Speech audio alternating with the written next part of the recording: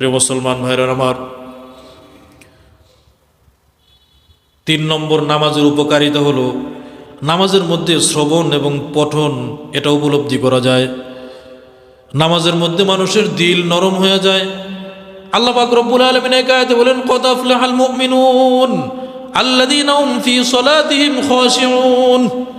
আল্লাহ বলেন কদ আফলাহাল মুমিনুন, আল্লাহ ঘোষণাই দিয়ে দিছে, একদম স্পষ্ট ঘোষণা, কদ আফলাহাল মুমিনুন, মুমিনরা সফলকাম হয়ে গেছে। মুমিনরা সফলকাম হয়ে গেছে, মুমিনরা সফল হবে এরকম না, ও ভবিষ্যতে হবে তা না, মুমিনরা সফল হয়ে গেছে। কথা কি বুঝতেছেন? মুমিনরা সফল হয়ে গেছে, তাইলে আর কোনো সন্দেহ আছে? মুমিনরা সফল হয়ে গেছে, তার মানে সফল হয়ে গেছে, এর মধ্যে আর কোনো সন্দেহ নাই। যদি আল্লাহ বলতেন যে সফল হবে, তাহলে সফলতা হওয়ার সম্ভাবনা থাকতো, হতেও পারত।